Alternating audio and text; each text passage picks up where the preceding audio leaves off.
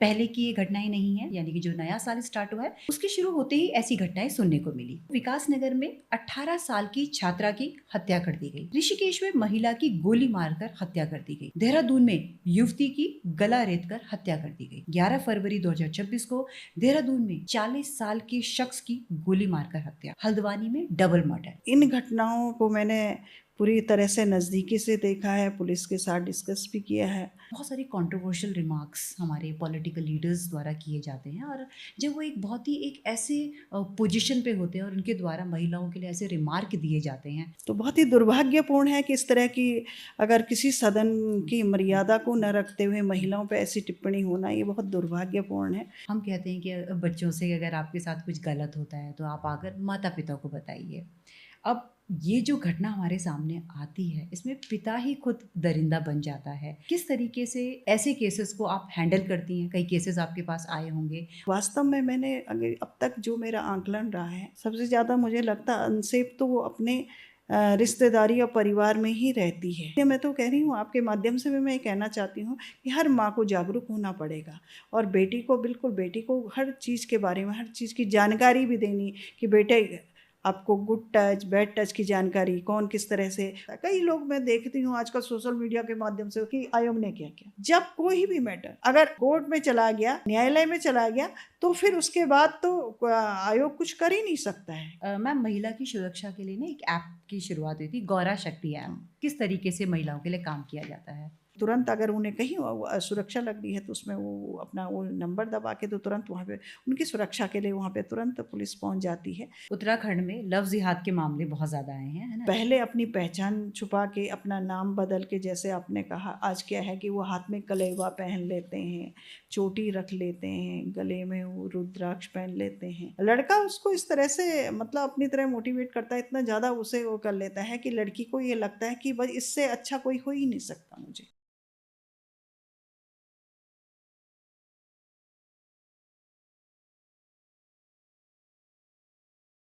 नमस्कार दोस्तों, मेरा नाम है doctor Deepti Uniyal. Podcast with Deepti के नए एपिसोड में आप सभी का स्वागत है। हिमालय की गोद में बसा एक छोटा सा प्यारा सा राज्य जो देवभूमि के नाम से जाना चाहता है। यहाँ की बहती कलकल नदियाँ, हरे भरे पहाड़, जंगल हमें याद दिलाते हैं यहाँ के सुकून के। ये एक पहले उत्तराखंड के राज्य की पिक्चर है।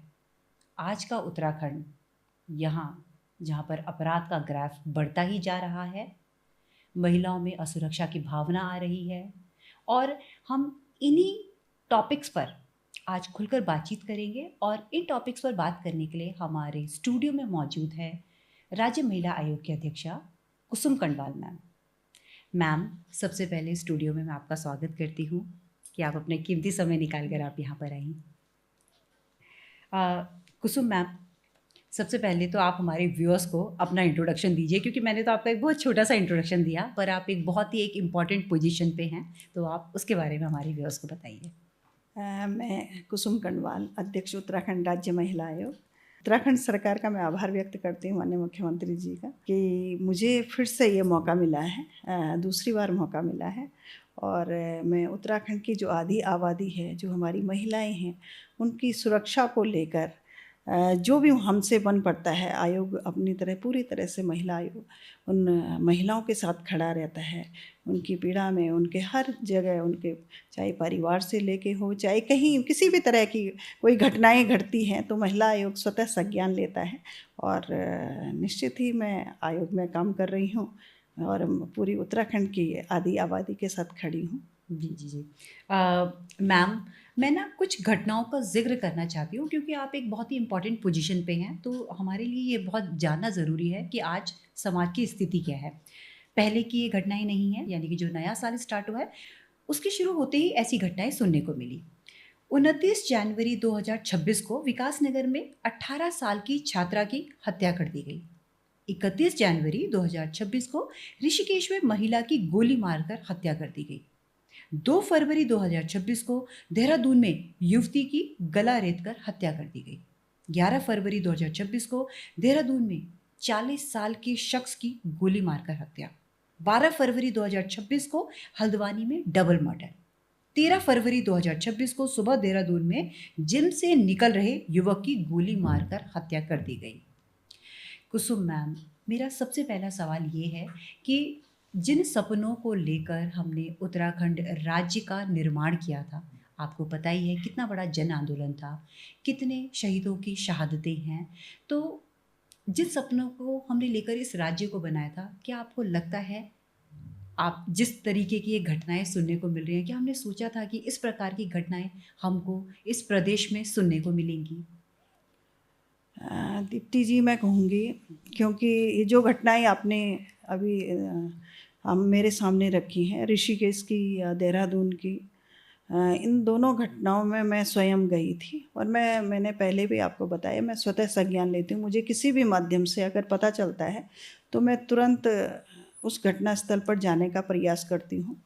और इन घटनाओं को मैंने पूरी तरह से नज़दीकी से देखा है, पुलिस के साथ डिस्कस भी किया है।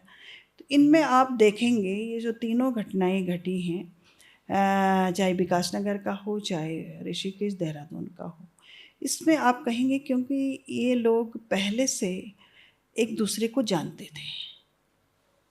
ऋषिकेश में भी जो महिला थी, वो पहले से उन दोनों आपस में मिलते थे, एक दूसरे को जानते थे, एक दूसरे से के दोस्त थे। ये ऐसे जो एम्स में कार्यरत थी जो महिला? हाँ, जो देहरादून वाला है, वो मैटर भी सेम एक दूसरे को जानने का था।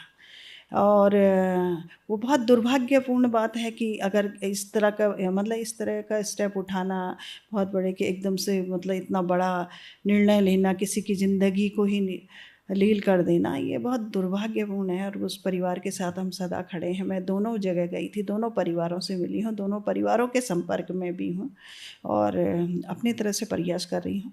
तो लेकिन इसमें आप देखेंगे कि ये दोनों एक दूसरे को जब जानते थे, पहले से दोस्त थे, तो कहीं ना कहीं कुछ इनके आपस में दिक्कतें आई होंगी।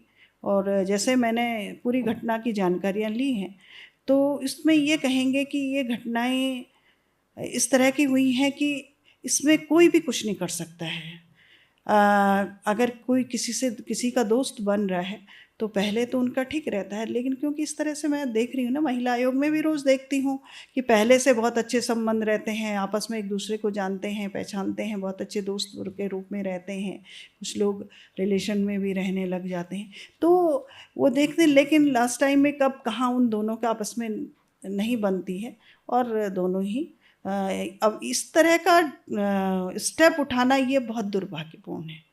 आप इसमें आप पूरे सरकार को अगर लपेटेंगे तो ये तो किसी को भी नहीं पता ना। अगर मैं कहीं जा रही हूँ, मेरे बगल में बैठा हो किस मानसिकता वाला है, या ये भी ना कहें कि आप देहरादून में ऐसा तो नहीं है कि अनजान लड़की, कोई राह चलती लड़की पे कोई इस तरह से कर दे, कोई गोली मार दे या कोई उसे ऐसे मार दे या कोई उस तरह कर दे। इस तरह की घटना आपने आमतौर पे नहीं देखी होगी। अभी जितनी जस्ट मैं देख रही हूँ, ये सब एक दूसरे को जानते थे, पहचानते थे, उन्हीं के साथ इस तरह की घटनाएं हो रही हैं। तो ये कैसे ये भी हम लोगों के लिए बहुत चैलेंज है कि, और ये सबसे बड़ी बात कि परिवार के लिए भी, कि परिवार को भी थोड़ा सतर्क रहना होगा इन चीज़ों के लिए। जी जी। कुसुम मैम, आप भी पहाड़ के एक बहुत ही छोटे से एक शहर से आती हैं, है ना? एक बहुत ही मध्यम वर्गीय परिवार से आपने शुरुआत की थी। वो वाला उत्तराखंड जो आपने बचपन जो जिया है, आज के उत्तराखंड में कितना अंतर पाती हैं? देखो, जहाँ हमने हमारी मातृशक्ति ने उत्तराखंड बनाने के लिए अपनी शहादत दी, बहुत सारे हमारे इस उत्तराखंड के लिए अपने जीवन न्यौछावर कर दिया, और आज हमें उत्तराखंड मिला था। उत्तराखंड मिला, ऐसा नहीं है कि विकास हो रहा है, निरंतर चलने वाली प्रक्रिया है, विकास हो रहे हैं, बहुत अच्छे काम हो रहे हैं, सरकार काम कर रही है। लेकिन इसमें मुझे लगता है कि सभी की सहभागिता से कोई भी चीज़ अगर कहीं कुछ गलत अगर होने लग जाता है, तो उसमें सबकी सहभागिता होनी चाहिए। जैसे आपने अभी केस की बात की थी कि जिसको मच्छी बाज़ार वाला था, कि भाई वो अगर उसको खुले बाज़ार में अगर उसे उस पे वार किया जा रहा है, तो हुँ। हमारी मानवता कहाँ चली जाती है? कहीं ना कहीं आगे बढ़ना चाहिए। उस बेटी को वहाँ कत्ल होते देख रहे हैं, तो कहीं ना कहीं इतने खुले बाजार में कर रहे हैं, तो ये तो थोड़ा, इसमें अगर हम कहेंगे वहाँ पे पुलिस नहीं थी, आप पुलिस का नंबर कम से कम 112 तो आजकल हर कोई कर लेता है, डायल कर लेता है, या फिर जाके कुछ इस तरह का प्रयास करके उसकी जान बचाई जाती।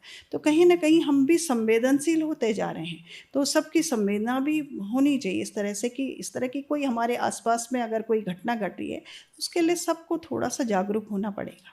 जबकि कुसुम मैम, वो बच्ची जो थी वो उसने कंप्लेंट की थी इस बारे में ना, लेकिन कोई शायद उसमें एक्शन नहीं लिया गया था। मेरा आपसे दूसरा सवाल ये है कि बहुत सारे कंट्रोवर्शियल रिमार्क्स हमारे पॉलिटिकल लीडर्स द्वारा किए जाते हैं, और जब वो एक बहुत ही एक ऐसे पोजीशन पे होते हैं और उनके द्वारा महिलाओं के लिए ऐसे रिमार्क दिए जाते हैं, तो महिला अपने आप को कहाँ पर सुरक्षित महसूस करे। जैसे कि कुसुम मैम, विपिन करनवाल जो हैं आपके आरएसएस लीडर हैं, उन्होंने अंकिता भंडारी जो हैं उनकी फैमिली के बारे में एक कंट्रोवर्शियल रिमार्क किया था, है ना, कि मतलब उनके पिता के बारे में, कि वो पिता जिन्होंने बच्ची को एक सुनसान रिजॉर्ट में काम करने के लिए छोड़ दिया, उसकी कमाई खाते थे, है ना, इस तरीके की बातें उनसे की गई, और काफ़ी उस बच्ची पर ही एक तरीके से इनडायरेक्ट वे में उंगली उठाई गई। हालांकि आपने इसको बहुत अच्छे से इसका खंडन किया था कि ये तो और काफ़ी चीज़ें, एक कंट्रोवर्शियल रिमार्क कर्नाटका असेंबली में एक सीनियर कांग्रेस लीडर द्वारा भी किया गया था कि if rape is inevitable, one should lie down and enjoy it, कि अगर आप रेप का नहीं विरोध कर सकते तो आप उसे एंजॉय करिए। तो आप देखिए किस तरीके से महिलाओं के लिए इस प्रकार की टिप्पणी की जाती है। कांग्रेस लीडर फूल सिंह वो कहते हैं कि जो ब्यूटीफुल गर्ल्स होती हैं वही एक आदमी को डिस्ट्रैक्ट करती हैं, और ग्रंथों में भी लिखा है ना, जो चाहे छोटी जाति की लड़कियां हैं, है ना, किस तरीके से उनका मतलब यूज़ किया जाता है। तो ऐसे कई ऐसे कंट्रोवर्शियल रिमार्क दिए जाते हैं, तो आपका इस पर क्या कहना है कि सबसे अगर सबसे पहले तो जो पहले प्रश्न आपने किया था जी उसमें तो हमने संज्ञान ले लिया था, उन्होंने तुरंत माफ़ी भी कि मेरे कहने का जो मकसद था वो ये नहीं था। तो उन्होंने तुरंत ही, आयोग ने उन्हें नोटिस जारी किया था और तलब भी किया था, तो उन्होंने तुरंत ही उसमें माफ़ी मांग ली थी। खैर वो तो, लेकिन जो ये दूसरा वाला आपने कहा, मैंने खुद सुना है, मैंने खुद देखा है, तो बहुत ही दुर्भाग्यपूर्ण है कि इस तरह की, अगर किसी सदन की मर्यादा को न रखते हुए महिलाओं पर ऐसी टिप्पणी होना, ये बहुत दुर्भाग्यपूर्ण है। इस तरह की टिप्पणियाँ होनी नहीं चाहिए। इसमें तो मैं कहूँगी कि वास्तव में बहुत ही गलत था। और अगर हमारी, जो आपने कहा कि हमारी बेटियों के लिए या उसके लिए इस तरह से कि या उनकी खूबसूरती को ही आगे लाया जाता, तो ये इस तरह का नहीं हो। महिला अपने आप में सशक्त है। महिला अपने आप में आज एक हम कहते हैं ना कि दुर्गा का रूप है, काली का रूप है, वो सब रूप रख सकती है जब उसे आवश्यकता पड़ती है। वो सशक्त और मजबूत है, कमज़ोर नहीं हो सकती। उसे सिर्फ उसकी खूबसूरती को इस्तेमाल नहीं हो, वो अपने आप में एक ऐसी महिला है जो एक परिवार की दशा और दिशा को बदलती है। इसलिए महिला को कोई कमज़ोर ना समझे। जी मैम, जैसे ना आजकल एक मूवी आई थी एनिमल, बहुत ज़्यादा फेमस हुई थी, बहुत ही पॉपुलर हुई थी हमारी जो बच्चों है उसमें। तो उस मूवी में जो वमेन को जो एक ऑब्जेक्ट की तरह एक ऑब्जेक्टिफाई किया गया है ना, तो कहीं ना कहीं क्या होते हैं कि जो बच्चे हैं वो उनको अपना आइडियल बना रहे हैं ना, और उनको कॉपी करते हैं। क्या आपको नहीं लगता कि जिस प्रकार की मूवीज़ जिसमें वायलेंस भरी पड़ी है, हीरो ही मारकाट मचा रहा है, कोई डर नहीं है उसको, तो क्या कहीं न कहीं ऐसी मूवीज़ भी रिस्पॉन्सिबल हैं जिस प्रकार की घटनाएँ की जा रही हैं, गला रेत कर हत्या कर दी जा रही है, खुलेआम पिस्टल से मार दिया जा रहा है, वो डर ही ख़त्म हो गया है। तो आपको क्या लगता है कितना ये वाली ऐसी मूवीज़ जो दिखाई जा रही हैं रिस्पॉन्सिबल हैं? हाँ, ये ज़रूरी है। आज बच्चे मूवी देख के, सोशल मीडिया के मोबाइल के माध्यम से बहुत सारी चीज़ें वो देख रहे हैं। तो कहीं न कहीं बच्चे आज, जो आप पहली ये घटनाएँ हैं कि किसी को गोली मार दी, किसी का गला रेत दिया, ये सब उसी का तो परिणाम है। मुझे जो लगता है कि सब उसी का परिणाम है, और बच्चे हैं कि आज हम लोग कहीं न कहीं इन चीज़ों से भटक रहे हैं, और हमारे बच्चे भटक रहे हैं, क्योंकि कहीं न कहीं हम लोग भी, हम दूरी बनी है बच्चों में और हम में, माता-पिता में। तो वो ज़रूरी है कि एक ऐसा समय होना चाहिए जब माता-पिता और बच्चे एक साथ मिल के आप चाहे भोजन करें, चाहे ब्रेकफास्ट करें, लेकिन साथ में मिलकर करें तो एक दूसरे के बारे में जानें, बच्चों को अपने विचार बताएं, पुरानी चीज़ें उन्हें बताएंगे तो निश्चित ही कहीं ना कहीं बच्चों को वो अपने संस्कार, अपनी पुरानी संस्कृति की जानकारी भी माता पिता से मिलेगी। लेकिन जब हम पे समय हो, जब हम इतनी आपाधापी में हम रहते हैं, हम पता ही नहीं है हमारे बच्चे कहाँ जा रहे हैं, क्या कर रहे हैं, कहाँ हैं, और बच्चे क्या देख रहे हैं, और माता पिता भी आके शाम को आके थक, क्योंकि वर्किंग होते हैं तो दोनों आके थक जाते हैं, तो बच्चों से वार्तालाप ही नहीं होती। बच्चों ने क्या देखा, कोई मूवी देखी, धाड़ पकड़ उसी में खोया हुआ है। गेम आजकल आप देख रहे हैं ना, अभी 3 लड़कियों का आपने देखा था ना, बच्चे गेम खेल रहे हैं, क्या कौन सा गेम खेल रहे हैं, कहाँ कहाँ से कहाँ पहुँच जा रहे हैं। तो इसमें देखो, इसमें सबसे पहले मैं तो बार बार यही कहती हूँ कि परिवार को अगर 2 बच्चों की परवरिश हम नहीं कर पा रहे हैं, 2 बच्चों को हम मॉनिटरिंग नहीं कर पा रहे, उनकी सुरक्षा, उन्हें हम संस्कार नहीं दे पा रहे, तो हमारा फ़ायदा क्या है? फिर हम समाज को क्या दे रहे हैं? जी, जी, जी। अच्छा, और जिस तरीके के आइटम सॉन्ग्स बनते हैं, है ना? और वुमेन को जिस तरीके से ऑब्जेक्टिफ़ाई किया जाता है ना? मैं फेविकोल वाला गाना हो गया, चाहे कुंडी हो गया, चाहे चोली के पीछे, आप खुद ही देखिए किस प्रकार का हम लोग एक कंटेंट प्रेज़ेंट कर रहे हैं, है ना? तो कहीं न कहीं समाज में ये चीज़ें रिस्पॉन्सिबल हैं।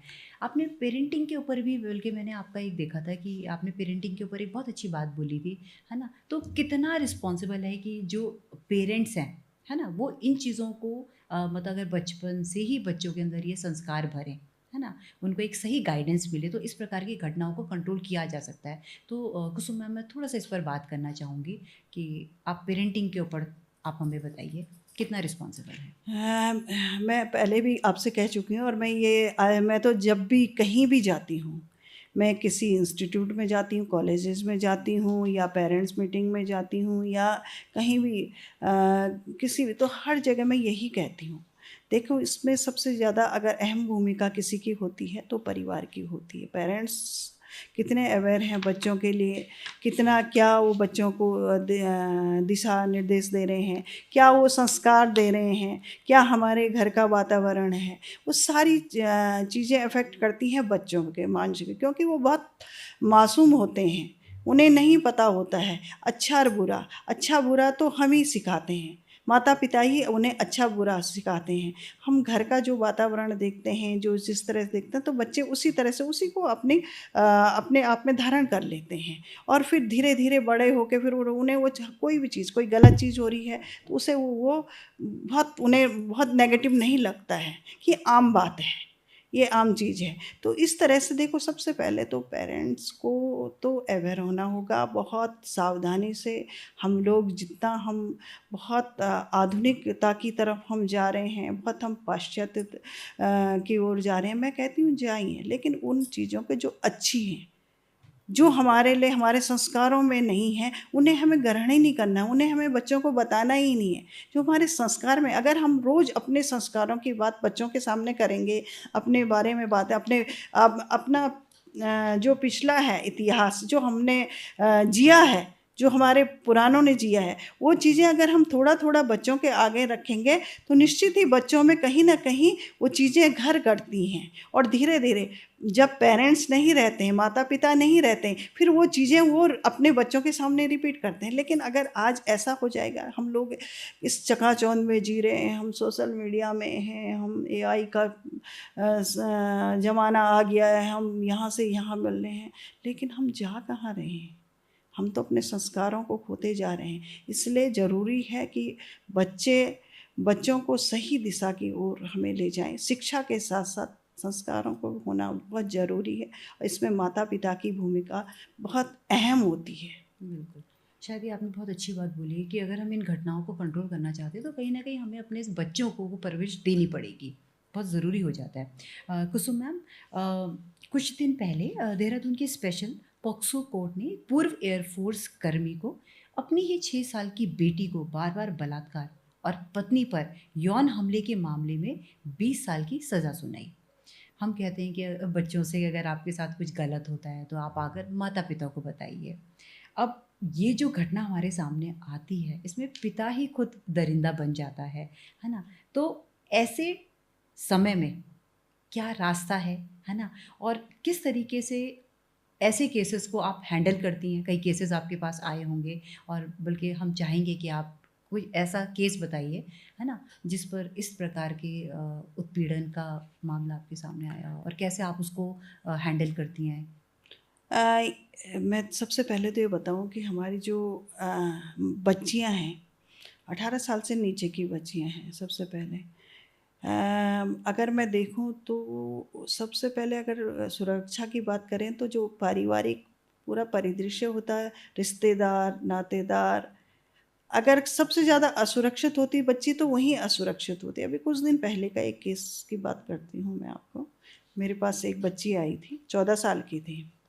उसकी माँ मुझे मेरे पास लेके आई, तो हालाँकि उसका खुद का रिश्तेदार ही था, बहुत नज़दीकी रिश्तेदार था, और उन्होंने बताया बच्ची प्रेग्नेंट हो गई है। अब बच्ची प्रेग्नेंट हो गई, हालाँकि वो तो पॉक्सो में चला गया है, जेल चला गया है। लेकिन मतलब अगर बच्चे, जैसे आपने पिता की बात करी है, ये बहुत दुर्भाग्यपूर्ण है। ये पिता जिसको जन्म दे रहा है, उसी के साथ आप इस तरह का दुष्कर्म अगर कर रहे हैं तो ये तो बहुत ही घृणित कार्य है।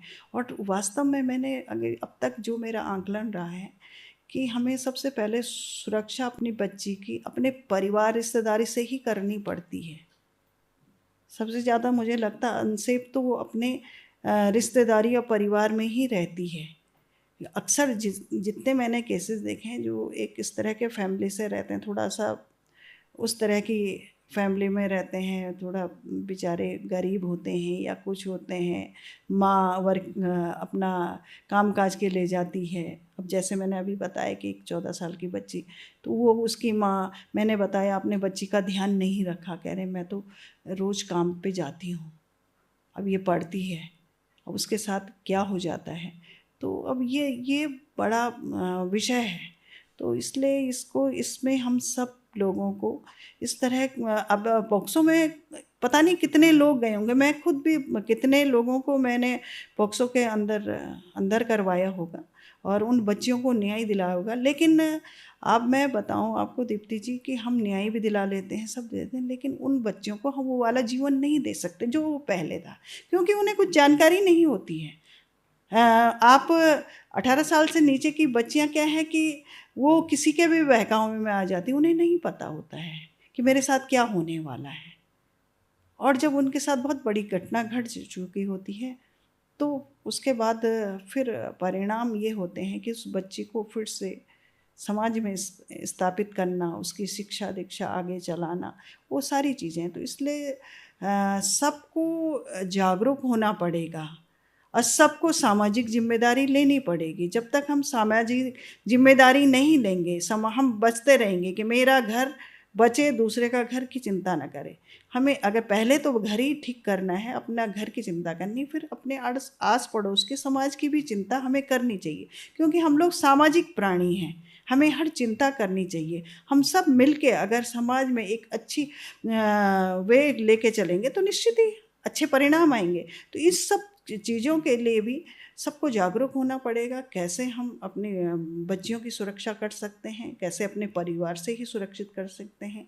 माँ को बच्ची से खूब घुल मुल के बात करनी है कि बेटे दिन भर की दिनचर्या पूछनी है कि बेटे क्या हुआ, कैसे हुआ, क्योंकि माँ से अब बच्ची अपनी बात शेयर कर सकती है, बेटी शेयर कर सकती है कि मेरा क्या हुआ, उसे पूरी तरह प्यार से। तो ये चीज़ें जानी चाहिए। मैं तो कह रही हूँ आपके माध्यम से भी मैं कहना चाहती हूँ कि हर माँ को जागरूक होना पड़ेगा और बेटी को बिल्कुल, बेटी को हर चीज़ के बारे में, हर चीज़ की जानकारी भी देनी कि बेटे आपको गुड टच, बैड टच की जानकारी, कौन किस तरह से, वो सारी जानकारी जब माँ खुल के बच्चों से बात करेगी तो बेटी अवश्य ही माँ को बताएगी कि मेरे साथ क्या हुआ क्या हुआ। तो कहीं ना कहीं इसमें भी रोक लग सकती है। जी, जी, जी। अ, कुसुम मैम, जैसे आपने अभी बताया ना, तो जैसे ये बच्चियाँ जो होती हैं, ये अपना एक सामान्य जीवन जी पाती हैं? मतलब क्या आप लोग उनको काउंसलिंग सर्विसेज़ करते हैं? मतलब उनको दोबारा से एक स्टेबल जीवन जीने के लिए किस प्रकार की मदद आपके आयोग के द्वारा मिलती है? नहीं, देखो आयोग तो काउंसलिंग तो हम करते ही करते हैं, और कई बार हमारे वन स्टॉप सेंटर हैं, वहाँ पे भी काउंसलर हमारे होते हैं, वहाँ पे भी हम उनको भेज देते हैं, वहाँ पे भी उनकी काउंसलिंग की जाती है, उन्हें बताया जाता है। और कई बार कुछ ऐसी बच्चियाँ होती कि जिन्हें हमें मजबूरी में फिर किशोरी गृह में रखना पड़ता है, वहाँ उनकी सुरक्षा पूरी रहती है, सरकार की पूरी व्यवस्था होती है, वहाँ पे बहुत अच्छे काउंसलर भी होते हैं, डॉक्टर भी होते हैं, सब कुछ होते हैं, तो उनकी वहाँ पे सरकार की तरफ से पूरी व्यवस्थाएं होती हैं।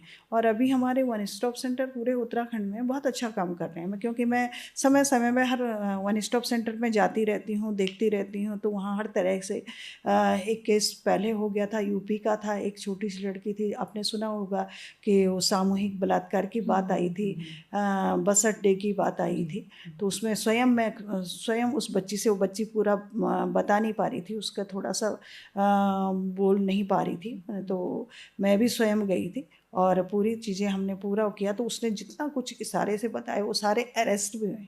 और मैं ये भी कहना चाहती हूँ, अगर कोई अपराध, कोई किसी भी तरह का अपराध करता है ना, इतना निश्चित कर ले, मैं बार बार कहती हूँ, अपराधी कभी बचता ही नहीं है, वो लाख कोशिश कर ले पकड़ा जाता है। तो इसलिए जो ये कोई भी अगर ऐसी मनसा भी रखता हो ना, तो वो एक बार 100 बार सोच ले कि वो कानून से बचेगा नहीं, कानून के घेरे में आएगा।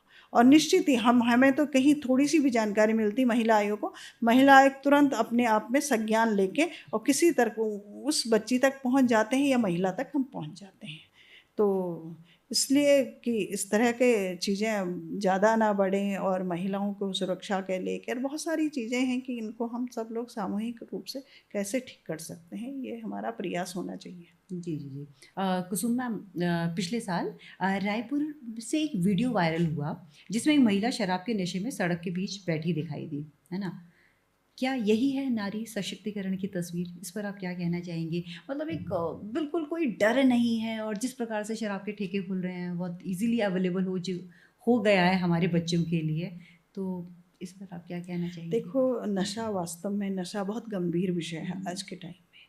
और मैं आपको बता दूं कि नशा भी वो वाला नशा है, आज हमारी बेटियां भी इसके चपेट में आ रही हैं। बहुत ही दुर्भाग्य, हमारे युवा, हमारे बच्चे तो, लड़के तो आ ही रहे हैं, लेकिन महिलाएं भी आ रही हैं। और जब मैंने पूरा भ्रमण किया तो खुद हमने सारे अधिकारियों के साथ हम बैठे कि ये गंभीर विषय है कि महिलाएं भी नशे की तरफ जा रही हैं। और सबसे पहले मैं कह रही हूँ, नशा भी आप देखें कि जो नशा सूखा वाला नशा करते हैं ना, वो नशा बहुत ही गंभीर है। उसमें वो इतना ज़्यादा उसका आदी हो जाता है कि आप एक, मैं आपको अपने केस की ही बात बताऊंगी। इस तरह का एक आया था, एक युवा था, वो दोनों पति पत्नी थे, तो उसकी पत्नी को इसलिए उसकी पत्नी ने इसलिए उसे छोड़ा कि उसकी ये स्थिति हो गई थी कि वो नशे में इतना खोखला हो चुका था कि हर समय कांपता रहता था। अच्छा, वो बेचारी प्रयास करती थी घर जोड़ने की, घर बनाने की, लेकिन वो नशे में ऐसा रहा कि जब हमने उसे बुलाया, आप विश्वास नहीं करोगे, क्योंकि आयोग में वो बिना नशा किए आया ना, आना ही था उसे, नशा नहीं किया, वो अपना सिग्नेचर नहीं कर पाया। उसका हम बहुत प्यार से हमने कहा कि ऐसे सिग्नेचर करो, पढ़ा लिखा था, उसे अंगूठा रखा, अंगूठा लगाया, अंगूठा लगाना पड़ा। तो ये कौन सा, ये जो सूखा नशा है ना, इस नशे को हम कैसे दूर कर सकते हैं? मेरी बार बार पुलिस के साथ मेरी मीटिंग्स होती है, मेरा उनको से कहना होता है कि आप जहाँ भी आपको लगता है कि इस तरह के ये नशा तस्करी हो रही है, वहाँ पे जाके आप जाए, छापा मारें। और विशेषकर जो बेटियाँ इन्वॉल्व हो रही है ना, ये ठीक नहीं है। बेटियों को हम कैसे बचा सकते हैं? वही फिर कि बेटियों को बचाना है तो घर में ध्यान तो देना ही होगा। और मैम, जिस तरीके से शराब के ठेके खुल रहे हैं, है ना? मेरा कहने का मतलब है कि बच्चों के लिए बहुत ही ईज़िली अवेलेबल हो गई हैं चीज़ें, है ना? पहले ये चीज़ें नहीं हुआ करती थी। अब जब हम खुद ही अवेलेबिलिटी कर रहे हैं, तो कितना सही है ये चीज़ें होना, क्योंकि हमारे उत्तराखंड पहले ये कल्चर था ही नहीं। पर आप अगर अब का देखेंगे, तो ये चीज़ें हमें दुकान बहुत ज़्यादा देखने को मिलते हैं। शराब के ठेके हो गए, ड्रग्स बहुत ईज़िली अवेलेबल हो गया। तो कहीं न कहीं हमारा जो यूथ है, भटकाव आता जा रहा है। हाँ, निश्चित ही नशा तो बंद होना ही चाहिए, बिल्कुल निश्चित ही नशा बंद होना चाहिए। और दूसरा जो ये अलग तरह के नशे हैं, ये चरस, गांजा वांजा, ये सब चीज़ें प्रतिबंधित होनी चाहिए। इसको तुरंत इसमें, हालांकि पुलिस भी अपनी तरफ से बार बार करती है, छापा भी मारती है, हम भी कहते हैं, हम भी प्रेशर बनाते हैं कि भाई ये नशा नहीं होना चाहिए। तो निश्चित ही कि ये नशा तो देवभूमि में नशा बंद होना चाहिए। जी जी जी। कुसुम मैम, उत्तराखंड सरकार ने यूनिफॉर्म सिविल कोड यूसीसी लागू किया, जिसमें लिव इन रिलेशनशिप को रजिस्टर कराना अनिवार्य किया गया। आपने इसका समर्थन किया और मुख्यमंत्री पुष्कर सिंह धामी जी को बधाई भी दी। आपके अनुसार यूसीसी इतना ज़रूरी क्यों है और इससे समाज को क्या वास्तविक लाभ होगा? आपको मैं बताऊं कि यूसीसी में जो लिव इन रिलेशनशिप की आप बात कर रहे हैं, आयोग में हमने जब देखा कि हमारे पास बहुत सारे ऐसे केसेस आए कि जब उन्हें बताया कि हम रिलेशनशिप में रहते थे, और एक केस तो ये था कि उसके 3 बच्चे थे और वो हमारे पास आई, मेरा पति चला गया, भाग गया। फिर हमने उसकी केस की स्टडी की, तो स्टडी करने पे हमें पता चला कि ये तो मैरिड ही नहीं है, ये तो रिलेशनशिप में ही रह रहे थे। और हालांकि देखो कानून बना है, पहले भी इसमें कानून बना था कि अगर वो जाएगा तो उससे मतलब वो कानून से नहीं बच पाएगा। लेकिन ऐसा था कि महिला को इतना ना तो जागरूकता थी और न ही वो जानती थी। और कानून के चक्कर में वो उसका क्या है कि जब उसके पास बच्चा हो और पति जिससे के साथ वो रिलेशनशिप में रह रही है वो भाग गया हो, वो कहाँ उसे ढूंढेगी या बच्चों का भरण पोषण करेगी, क्या करेगी वो, क्या वो रोजगार करेगी? तो उसके लिए तो वो बड़ा चैलेंज हो जाता है ना। तो जब हमारे पास आई तो हमने देखा, अरे बाप रे, ये फिर हमने देखा हमारे पास कई सारे इस तरह की लड़कियां हमारे पास आई। हम तो रिलेशनशिप में रह रहे थे और वो अब मुझे धोखा दे दिया, वो चला गया, वो भाग गया है, और वो कहाँ गया, क्या गया। तो इसमें हमने खुद भी हम यूसीसी की जो टीम गठित हो रखी थी, कम से कम ये है कि आज रजिस्ट्रेशन अगर कोई करेगा तो 100 बार सोचेगा कि मैं रजिस्ट्रेशन कर रहा हूँ तो मेरे घर वालों को भी पता है और समाज के कुछ लोगों को भी पता है, सरकार को भी पता है कि हम रिलेशनशिप में रह रहे हैं। हम रिलेशनशिप में रह रहे हैं तो सबको। अभी आपने एक घटना देखी थी, कुछ दिन पूर्व की एक घटना है, जो एक बच्ची जो रिलेशनशिप में रह रहे थे, दोनों साथ ही पढ़ाई कर रहे थे और उसका कुछ बेबी वगैरह मैच्योर वगैरह कुछ वो हुआ था, तो वो घटना हुई थी, बहुत ही दुर्भाग्यपूर्ण थी। तो जब हमने खुद आयोग ने उसमें जाना, उसमें जानने की कोशिश की पूरी तरह, हम मैंने जब एसएसपी से बात की कि मैंने कहा बताओ वही इसमें क्या था, क्या वो बच्ची के साथ वो डिलीवरी के टाइम पे ऐसा कैसे हो गया, क्या हो गया, क्या जानकारी उनके परिवार वालों को। उनके परिवार वालों को भी जानकारी नहीं थी कि हमारे बच्चे रिलेशनशिप में रह रहे हैं। मैम उन्होंने प्रीमेच्योर, हाँ अच्छा प्रीमेच्योर, हाँ प्रीमेच्योर प्रीमेच्योर, पर घर वालों को भी नहीं पता था कि उनके बच्चे रिलेशनशिप में रह रहे हैं और ना ही उन्होंने रजिस्ट्रेशन कराया था। तो कहीं ना कहीं रजिस्ट्रेशन कराना, या तो बच्चों को हमें रोकना होगा। अगर हम बच्चे हमारे हमसे दूर जा रहे हैं पढ़ाई के लिए, शिक्षा के लिए, नौकरी के लिए हैं, या तो फिर हम वही, मैं संस्कारों की बात बताऊं कि बहुत अच्छे से भर भर के बच्चों को बताओ कि बेटे नहीं, ये ठीक नहीं है, ये ठीक नहीं है, इस तरह से नहीं है, या करो। फिर या तो अगर जब बच्चे रह रहे हैं तो कम से कम सरकार के संज्ञान में हो, माता पिता के जानकारी में हो कि मेरे बच्चे या मेरी बेटी या मेरा बेटा रिलेशनशिप में रह रहे हैं, तो आसानी से वो रिश्ता टूटता नहीं है। तो इस तरह का है, तो ये यूसीसी से देखो लाभ तो बहुत है उसमें। कुसुम मैम, उत्तराखंड में लव जिहाद के मामले बहुत ज़्यादा आए हैं, है ना? एक मैं आपके सामने एक मामला रखना चाहूँगी, जहाँ पर आज़म नाम के व्यक्ति ने खुद को अज्जू बनाकर एक नाबालिग लड़की के साथ बलात्कार किया, फिर उसे ब्लैकमेल किया। जब महिला सुरक्षा के साथ धर्म का एंगल जुड़ जाता है, तब आप ऐसे मामलों को कैसे हैंडल करती हैं? ऐसे तो बहुत केसेस मेरे पास आए हैं इस तरह के।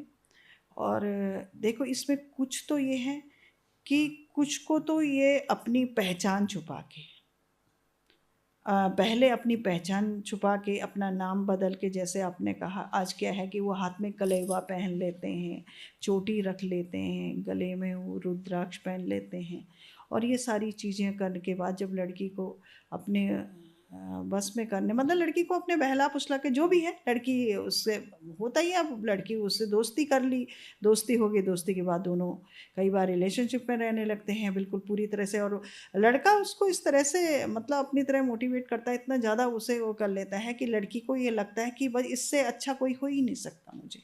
लेकिन कुछ केसेस हमारे सामने आए हैं कि जब उन दोनों ने शादी कर ली, शादी के बाद जब उस लड़की के साथ जो जिस तरह से वहाँ होता है, जहाँ वो जो भी उसकी ससुराल होती है या जहाँ भी वो रखता है, फिर उसके साथ जो दुर्व्यवहार, जिस तरह की घटनाएं घटती हैं ना, फिर वो दिल दहलाने वाली होती हैं।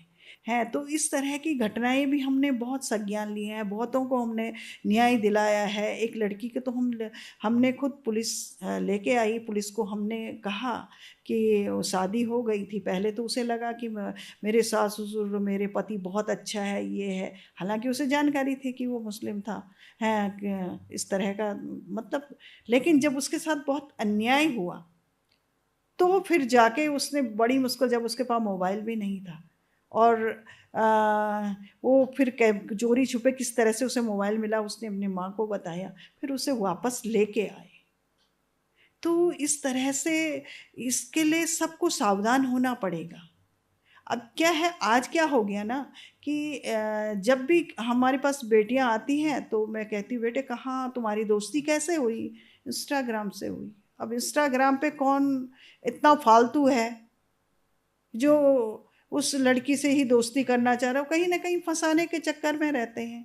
तो ये चीज़ें भी हमें देखनी होगी कि ये इस तरह से इस तरह के, हालांकि आयोग अपनी तरफ से जागरूकता के कार्यक्रम करवाता रहता है हर माध्यम से, हम आपके माध्यम से कह रहे हैं, लगातार न्यूज़पेपर के माध्यम से, और खुद हम जब काउंसलिंग करते हैं उसके माध्यम से हम उन्हें बताते हैं कि ऐसे किसी के उसमें नहीं आना, उसका बैकग्राउंड जानना हमारे लिए ज़रूरी है, उसका हर चीज़ जानना है, तभी हमें उससे दोस्ती करनी चाहिए।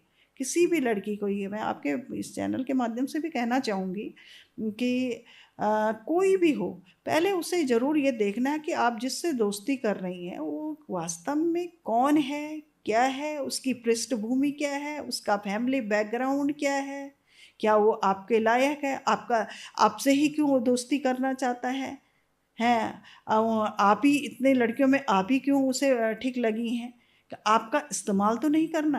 तो वो जब इस्तेमाल कर चुका होता है ना, फिर लड़की को वापस, मैंने पहले भी आपसे कहा कि उसे समाज में स्थापित करना, उसे फिर से वो वाली जीवन यापन करने के लिए, या फिर उसकी वही शिक्षा दोबारा से शुरू हो जाए, वो बहुत हमारे लिए चैलेंज हो जाता है। तो इसलिए पहले ही सबको सतर्क होना पड़ेगा और इस तरह से किसी के बहकावे में नहीं आना है। और ये सोशल मीडिया, इंस्टाग्राम में तो दोस्ती को, आप उसे तो आप वो दोस्ती ना समझें, वो कहीं ना कहीं आपका इस्तेमाल करने के लिए, आपका इस्तेमाल करने के लिए ले जा रहे हैं। और कई बार क्या होता है कि वो एक हाथों नहीं 10-10 हाथों में बेची जाती हैं। तो इस तरह से बहुत सारे इस तरह के केसेस हैं, मैं क्या बताऊँ इस तरह। तो हमने कई लड़कियों को वापस लाए हैं, फिर से उसका अच्छा जीवन व्यतीत कर रहे हैं, हम मॉनिटरिंग भी हम करते हैं। तो इस तरह से हम मॉनिटरिंग भी करते रहते हैं कि ठीक है, अच्छे से चल रहा है, ठीक है।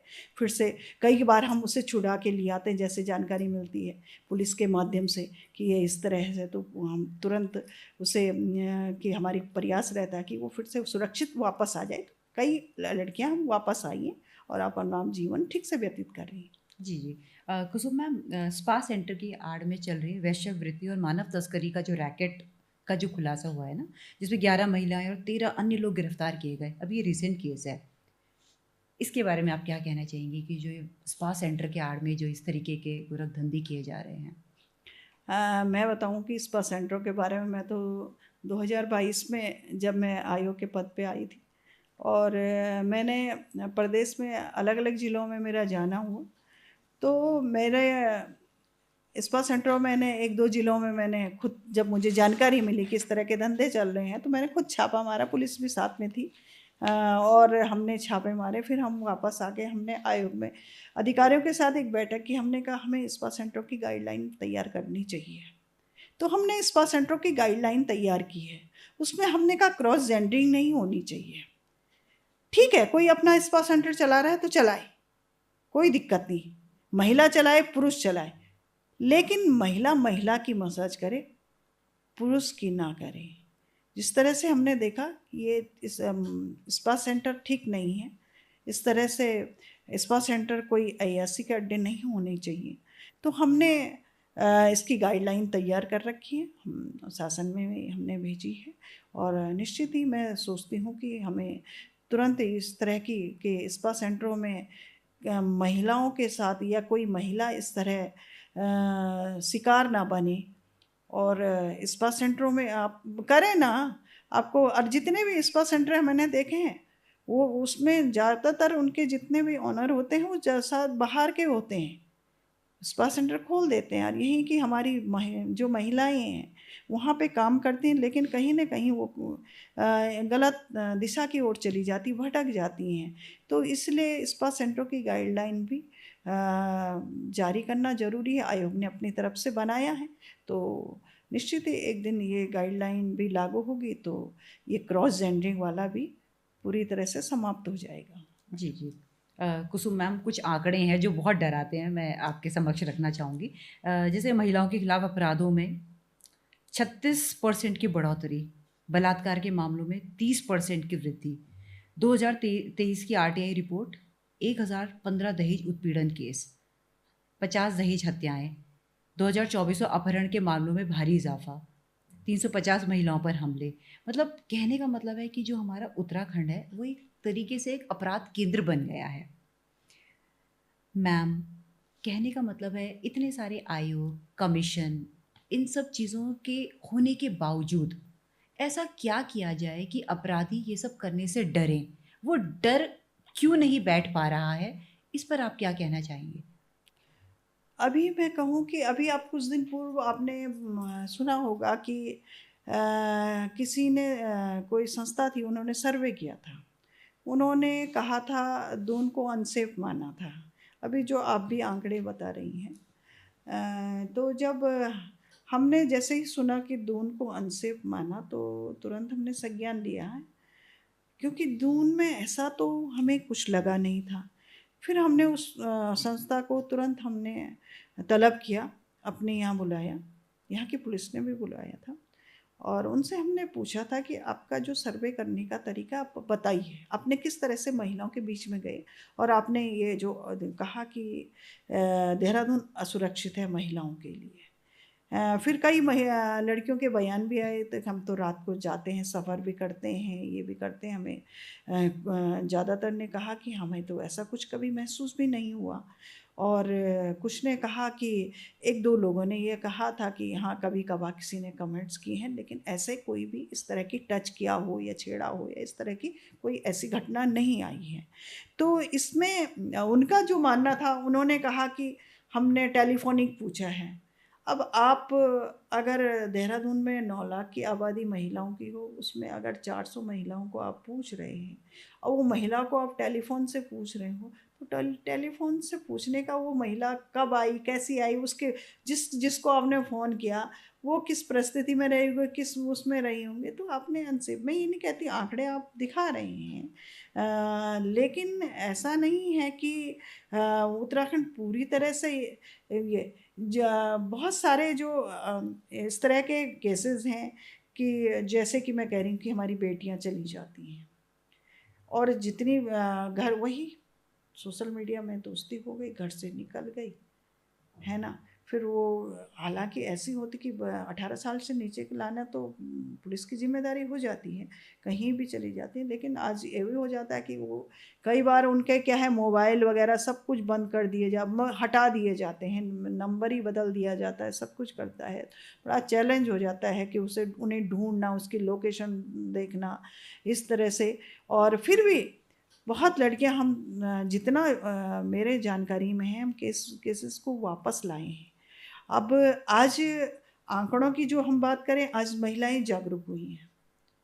अगर उन पे किसी भी तरह का कोई भी किसी भी तरह से उन्हें कुछ भी लगता है कि मैं असुरक्षित हूँ या मुझे यहाँ इससे दिक्कत है या ये मुझे परेशान कर रहा है या इसने मेरे साथ ये गलत किया है, तो पहले क्या होता था, पहले महिलाएं बाहर निकलने में और अपनी बात रखने में ही इतना डरती थी कि उसे उन्हें लगता था कि अगर मैं पुलिस तक पहुंच गई या मैं आयोग तक पहुंच गई तो मेरी बदनामी होगी, मेरे परिवार की बदनामी होगी, समाज में समाज मेरी तरफ देखेगा, समाज मुझे स्वीकार नहीं करेगा। तो वो क्या है, वहाँ तक जाने के लिए इतना डरती थी, अपनी कंप्लेंट दर्ज नहीं कराती थी, अपने पर होने वाला कोई भी चीज़ उसको वहाँ तक नहीं पहुँचा पाती थी अब आती बात। हैं मैम हाँ, महिलाएं अब खुलकर महिलाओं सामने? में जागरूकता ज़्यादा आई है। हम्म, मैं ये देख रही हूँ कि अब महिलाएं, चाहे वो पहाड़ के दूरस्थ हम्म, क्षेत्र की हों, चाहे वो प्लेन की हों, चाहे वो किसी भी तरह की हैं,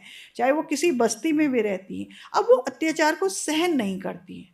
अब वो, उन्हें जो वाला दरवाज़ा भी पता करता है। कई बार तो मुझे कॉल आता है, वो मुझे पूछती, आप कौन हैं, आप कहाँ से बोल रही हैं, आपका नंबर मुझे मिला है। उन्हें नहीं पता कि ये महिला आयोग है या कोई, कुछ नहीं होता है। मैं सिर्फ ये पूछती, आपको दिक्कत क्या है। मैं वो टेलीफोन से सिर्फ इतना पूछती हूँ कि आपको अब कई बार वो कहती, मुझे आपका नंबर वहाँ से मिला, मुझे फेसबुक से मिला, मुझे किसी ने दिया, ये नंबर ये।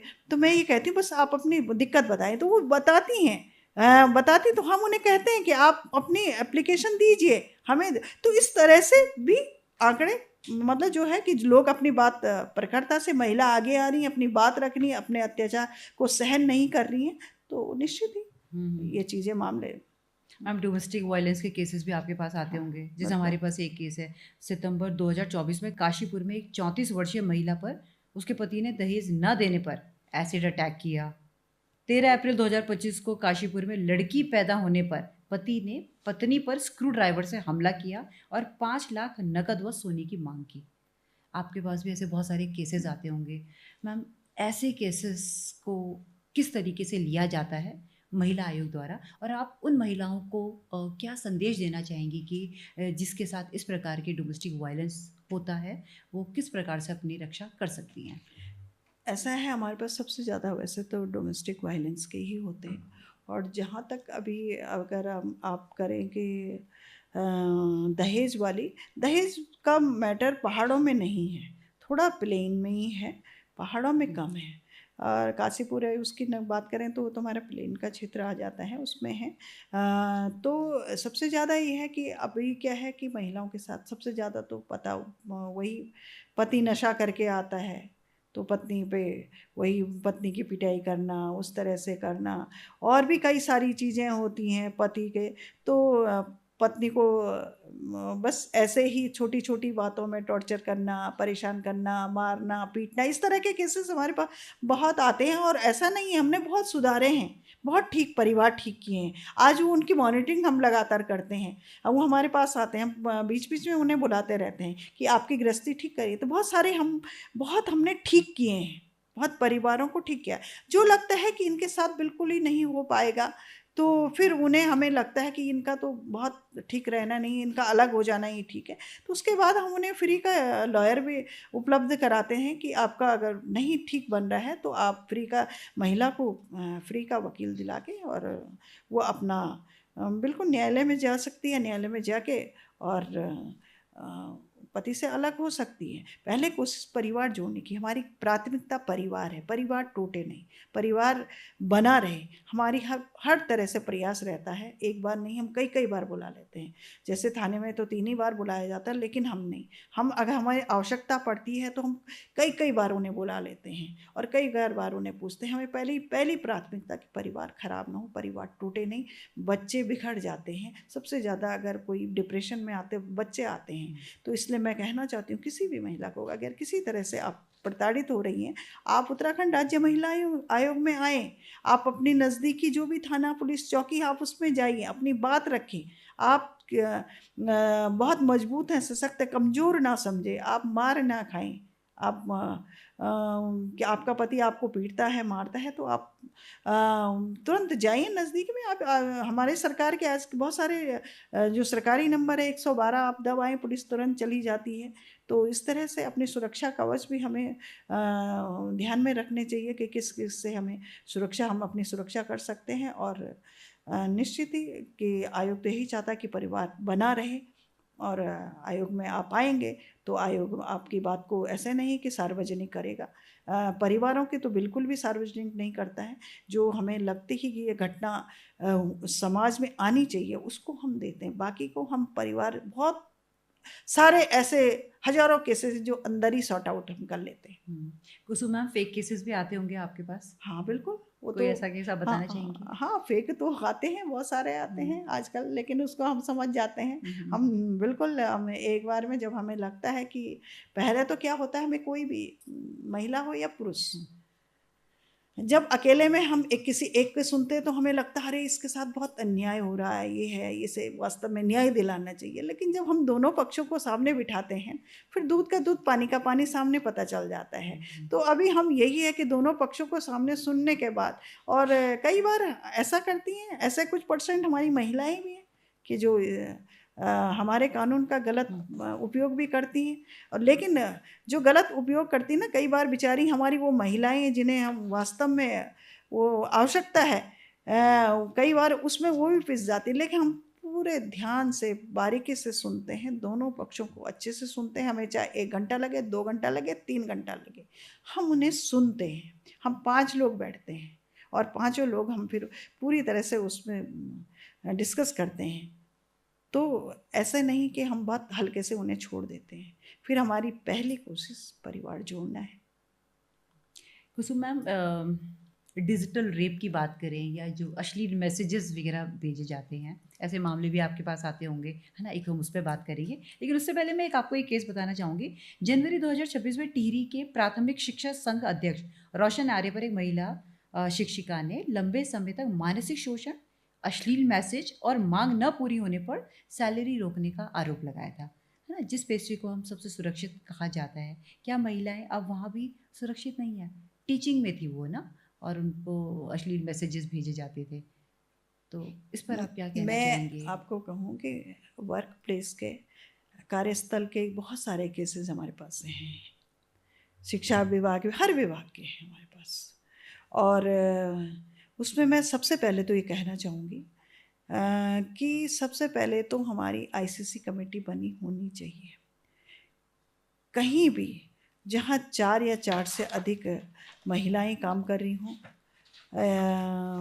वहाँ पे LC और IC दोनों कमेटियाँ बनी होनी चाहिए, जो कि जिला अधिकारी के निर्देशन में चलती हैं।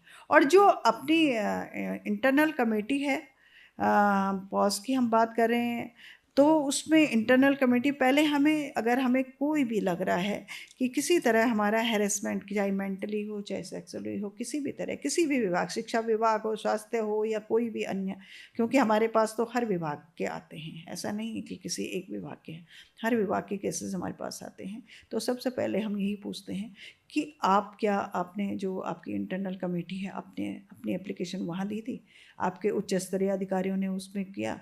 तो बहुत सारी जगह तो क्या होता है कि ICC कमेटी बनी ही नहीं होती है। तो तुरंत पहले हम तलब करते हैं कि पहले अपनी कमेटी हमें दीजिए कि आपने बनाई कौन कौन कौन रखे हैं, आपने क्या बनाए, कितने लोग बनाए हैं। तो कई लोग तो लेके आते हैं। तो कई बार क्या होता है कि महिला को लगता है कि मुझे अपनी कमेटी में न्याय नहीं मिल पा रहा है। तो जब न्याय नहीं मिल पाता है तो हम कहते हैं आप आयोग आ जाइए। तो आयोग आते हैं तो निश्चित ही आयोग से उन्हें न्याय दिलाया जाता है। बहुत सारे केसेस हम सॉर्ट आउट करते हैं, बहुत केस सॉर्ट आउट करें वर्क प्लेस के, तो मुझे लग रहा है कि बहुत हम सॉर्ट आउट करते हैं और ठीक से फिर वो अपना काम कर रही हैं सभी महिलाएं। जी जी जी। कुसुम मैम, एक ना ऋषिकेश में पिंक टॉयलेट का मामला खूब सुर्खियों में था। इसमें क्या हुआ था कि जो पिंक टॉयलेट था उसमें जो पुरुष कर्मचारी तैनात थे, और आपने तत्काल उसमें हस्तक्षेप किया था। इस मामले के बारे में आप हमें थोड़ा सा बताइए। हाँ बिल्कुल, मैं गई थी, जैसे मुझे जानकारी मिली कि वहाँ पे एक बच्ची के साथ भी वहाँ पे कुछ हुआ था। वो एक टॉयलेट वाला ही मामला था।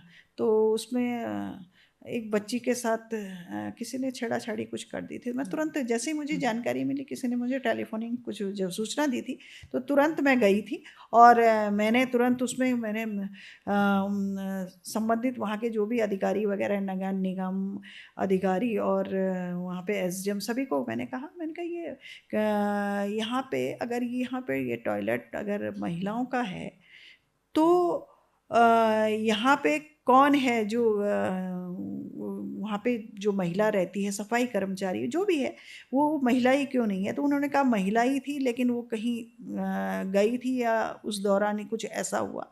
तो इसलिए फिर उन्होंने उस बात को माना और हमने कहा कि जितने भी टॉयलेट्स हैं, चाहे वो जो भी महिलाओं से रिलेटेड हैं, पिंक टॉयलेट हो या किसी भी तरह के टॉयलेट हो, वहाँ पे महिला सफाई कर्मचारी रहना वो ज़रूरी है और वो देखे कि वहाँ पे कोई आना जाना। तो वो वाला संज्ञान भी मैंने खुद लिया था और मैं खुद स्वयं गई थी, खुद मिलके उसके परिवार को मिलके आई थी।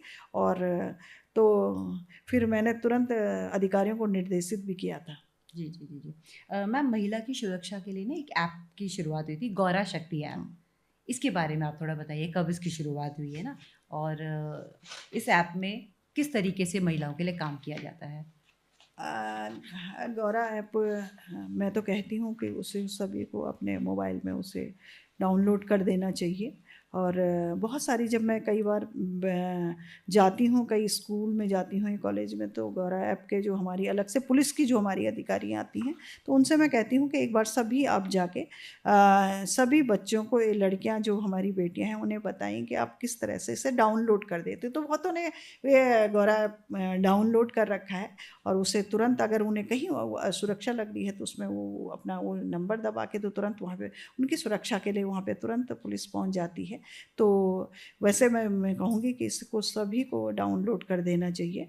सभी महिलाओं के अपनी सुरक्षा को लेके, मैं कहती हूँ सरकार की जो भी चीज़ें हैं वो सब आपको रखना चाहिए, क्योंकि आप चाहे ट्रेन में सफ़र कर रही हैं, चाहे आप ऑटो में सफ़र कर रही हैं, चाहे ई रिक्शा में कर रही हैं, चाहे बस में कर रही हैं, अगर आप अकेले कर रही हैं तो आपको अपने सुरक्षा के लेके 112 दबाना हो, गौरा ऐप आपको डाउनलोड करना है। इस तरह के नंबर्स हमारे पास होने चाहिए कि हम अपनी सुरक्षा के लिए में लगे, कि क्योंकि जो बगल में बैठा है उसकी मानसिकता क्या है हमें नहीं पता।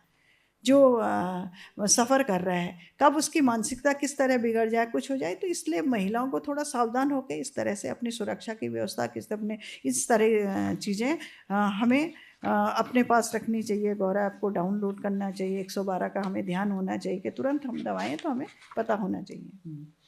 कुसुम मैम, आपके पास तो बहुत केसेस आए होंगे, बहुत लंबा एक्सपीरियंस आपका है। कोई ऐसा आप केस डिस्कस करना चाहेंगी जहाँ पर आपने किसी भी महिला को एक ऐसे दलदल से निकाला है जो वाकई में बहुत ही कठिन रहा हो? ये इसलिए भी ज़रूरी है ताकि हम उन महिलाओं को एक आश्वासन दे सकें जो शायद इन चीज़ों को झेल रही हैं, है ना? तो आप कोई एक ऐसा केस बताइए हमारे लिए। एक केस मैं बताती हूँ, अरुणाचल का था। अरुणाचल की बेटी थी और उत्तराखंड का बेटा था, लड़का था, दोनों ही पढ़ाई कर रहे थे। और वही मैंने कहा कि सोशल मीडिया के माध्यम से दोनों की दोस्ती हो गई। तो वो अपनी पढ़ाई कर रहा था, हालांकि वो सुदूर ग्रामीण क्षेत्र का लड़का था, लेकिन कहीं बाहर आके वो पढ़ाई कर रहा था। तो दोनों की दोस्ती हुई, तो उसने कहा मेरी जॉब लग जाएगी, हम शादी कर लेंगे। तो अब क्या हुआ कि उन्होंने शादी तो कर ली। अब शादी कर ली, लेकिन उसकी जॉब तो लगी नहीं। फिर वो क्या करता, उसे गाँव लेके गया, चला गया। और उसे गाँव लेके वो चला गया। अब वो बेचारी अरुणाचल की बेटी, अब वो उस तरह से वो, अब हमारे पहाड़ को उस तरह से वो नहीं कर पाती जो हमारे पहाड़ों में होता है। अब वो नहीं कर पा रही थी, तो उसको मारना पीटना शुरू कर दिया। उसकी सास के द्वारा भी, पति के द्वारा भी बहुत, उस बेचारी ने सुसाइड, खुद के अपने हाथ की नसें काटने का, सुसाइड करने की का प्रयास किया। और बहुत मतलब बहुत तरह से उसे प्रताड़ित किया जाने लगा।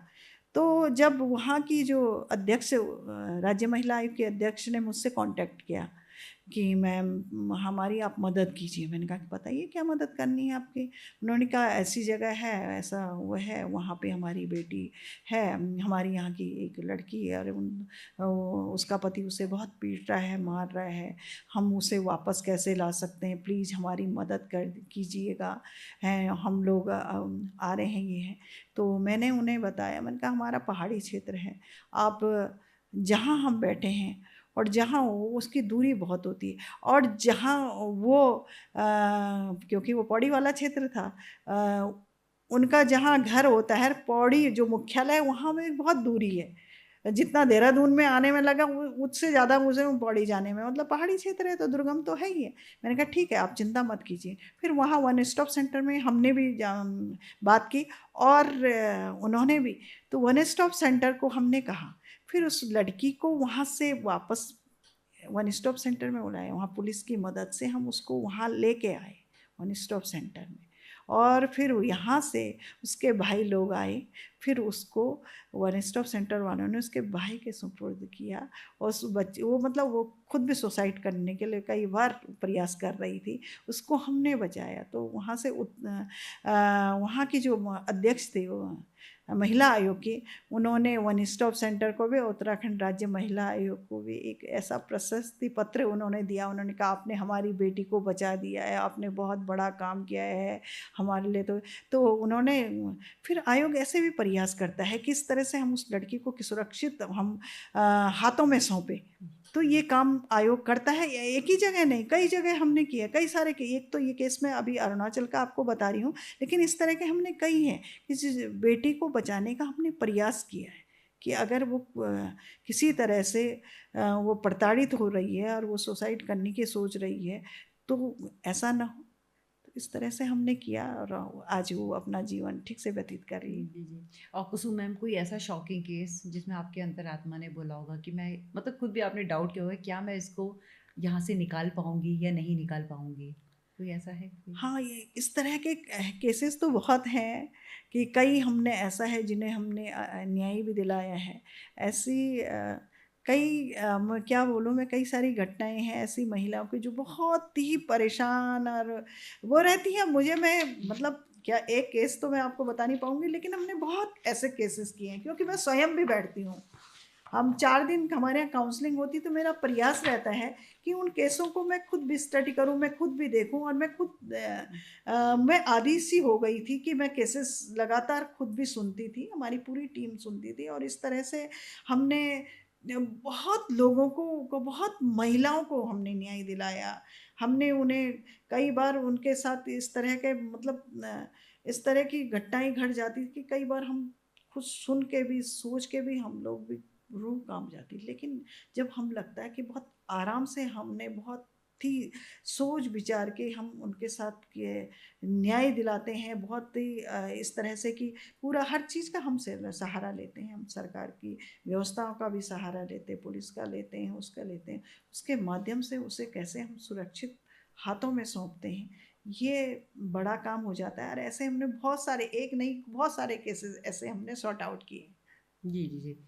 कुसुम मैम, आप भी एक महिला हैं और एक बहुत प्रतिष्ठित आयोग की अध्यक्षा हैं। मेरा एक सवाल सीधा आपसे है, जो अंकिता हत्याकांड है ना, इस मामले को आप किस तरीके से देखती हैं? क्या आपका स्टैंड है इसमें?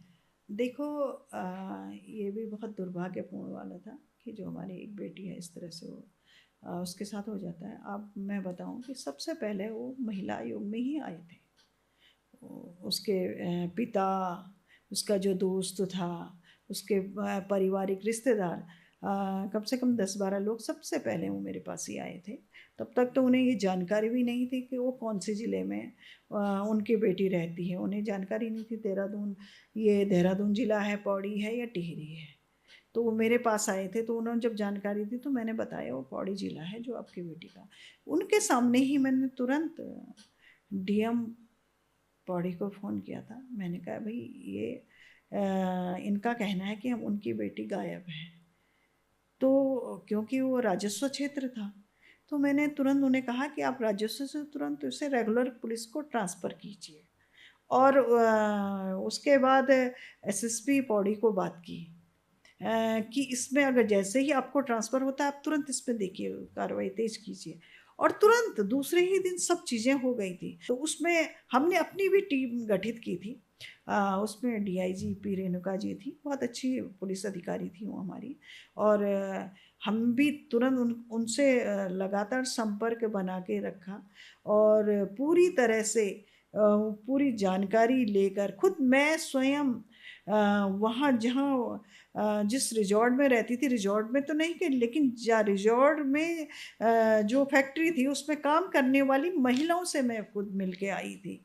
खुद मिलके आई थी, क्योंकि हमने विषय के उसके केस की गंभीरता को समझते हुए, बेटी के साथ अन्याय को सुनते हुए आयोग ने खुद तुरंत संज्ञान लिया, और उस गंभीरता को जानते हुए हम लोग उसमें पूरी तरह से उस परिवार के साथ खड़े रहे। सरकार भी रही, हम आयोग भी रहा कि किस तरह से उन्हें न्याय मिले। और पूरी जानकारी आपको बता दें कि वो लोग जब मतलब तुरंत ही वो लोग अरेस्ट हो गए थे, आज भी वो आजीवन कारावास भुगत रहे हैं। दूसरा क्या होता कि जब कोई भी मैटर कोर्ट में चला जाता है तो आयोग का मैटर ही समाप्त हो जाता है, फिर आयोग उसमें कोई हस्तक्षेप नहीं कर सकता। कई लोग मैं देखती हूँ आजकल सोशल मीडिया के माध्यम से आयोग पे कि आयोग ने क्या किया। जब कोई भी मैटर अगर कोर्ट में चला गया, न्यायालय में चला गया, तो फिर उसके बाद तो आयोग कुछ कर ही नहीं सकता है, क्योंकि अब तो न्यायालय जो भी होगा न्यायालय में चलेगा ना। तो हमारे पास हमने पूरी तरह से सब कुछ पूरी जांच, उनकी रिपोर्ट थी, वो पूरी रिपोर्ट उन्होंने हमें दी। हमने वो रिपोर्ट देखी, उसमें जो अपराधी दिख रहे थे वो अपराधी आज भी जेल में हैं, आज भी आजीवन कारावास भुगत रहे हैं। कुसुम मैम, एक रैपिड फायर आपके साथ हम लोग खेलना चाहेंगे। तैयार हैं आप? क्या है वो? बस आपको मैं एक सवाल पूछूंगी और आपको एक शॉर्ट सा आंसर देना है। अच्छा, क्या है? हाँ, चाय या कॉफी? चाय। सुबह जल्दी उठना या देर रात तक काम करना? अब हमारा तो देर रात भी काम रहता है, जल्दी भी उठते हैं, दोनों ही रहता है हमारा। जो मैं अपनी बात कर रही हूँ। पहाड़ या समुद्र? नहीं, पहाड़, हमारा तो पहाड़ ही ज़्यादा अच्छा है। उत्तराखंड का आपका पसंदीदा व्यंजन? फाड़ो, सबसे बढ़िया कंडाली का फाड़ो, जो मैं खुद भी बनाती हूँ। आपका पसंदीदा त्योहार? पसंदीदा तो हमारी दीपावली भी है, और त्योहार तो सारे ही हम अच्छे से मनाते हैं, पर दीपावली का विशेष रहता है। किताबें पढ़ना या फिल्में देखना?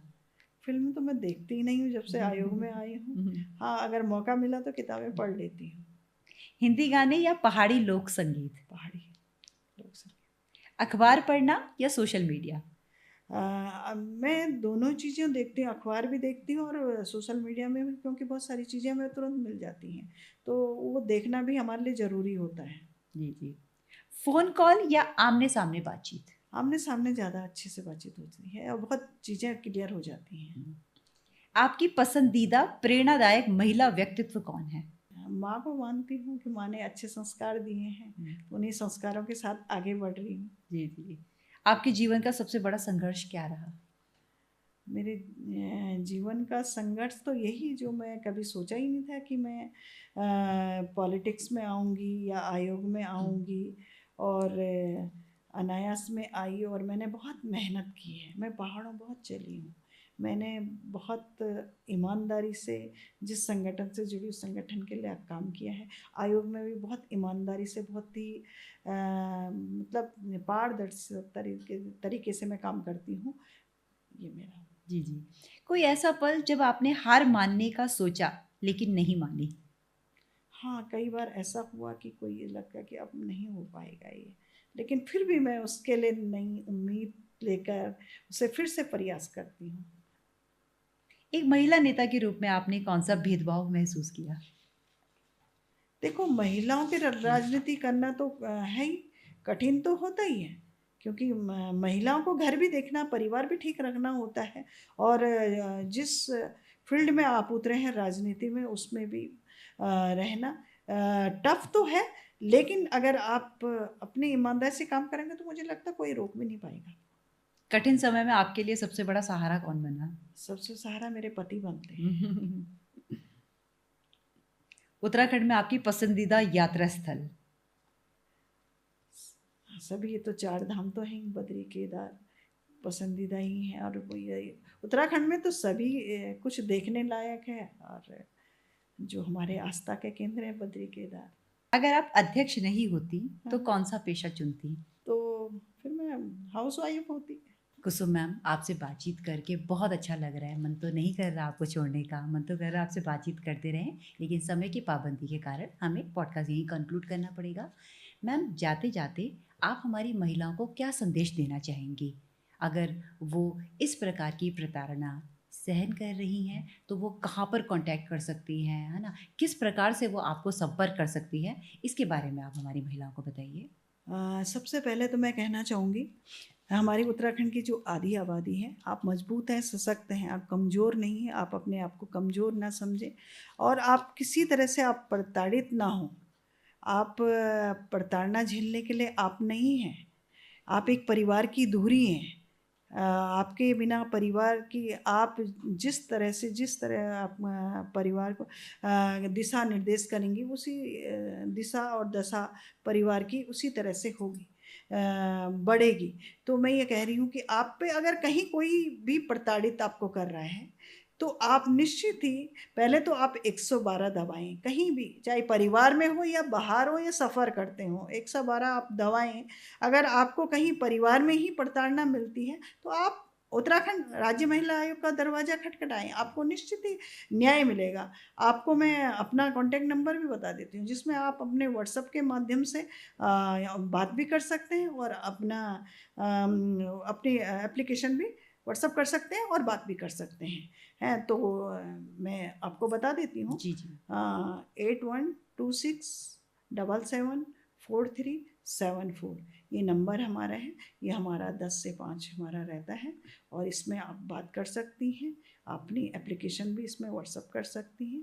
और thank you so much Kusum ma'am. तहे दिल से आपका शुक्रिया करती हूँ कि आपने अपना कीमती समय निकाल के यहाँ पर आई। धन्यवाद। दर्शकों से इतना ही कहना चाहूँगी कि हमने बातचीत की कुसुम मैम से, और नेक्स्ट पॉडकास्ट में हम ऐसी ही एक इंटरेस्टिंग गेस्ट से मिलेंगे। तब तक आप लोग अपना ख्याल रखिए। नमस्कार।